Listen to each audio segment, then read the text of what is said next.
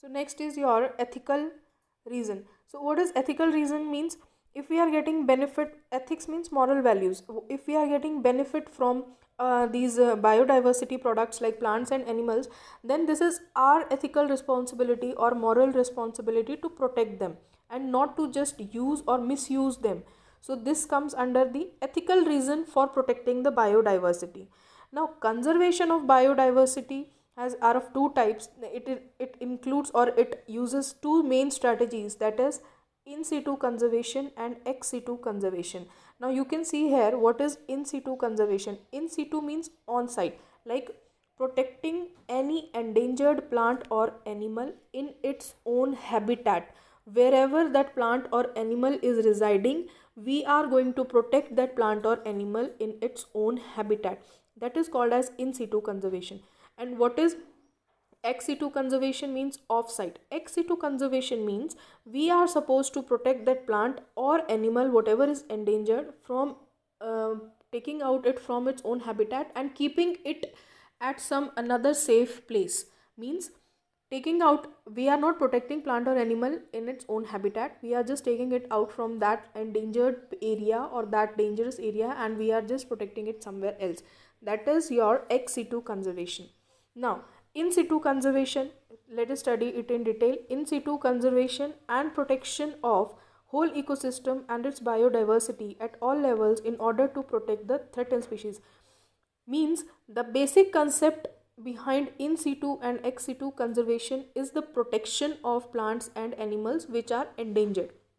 The only difference is at the place where they are protected. It is, however, neither economically feasible nor possible to conserve all existing biological wealth and all the ecosystems. Now, here comes another term, hotspots. What are hotspots? These are the areas with a high density of biodiversity or megadiversity. Hotspots are those areas which consist of a large number of diversity or density of plants and animals, and these are also the most threatened ones. This is additional. There are areas which consist of a very high density of biodiversity or megadiversity, but they are threatened ones. So ecological hotspots are determined by four factors. What are these four factors? Number of species or species diversity, means that particular area should have a large number of diversity. Degree of endemism. Now endemism is another new term to you. Endemism means that particular plant or animal is exclusively found in that particular area.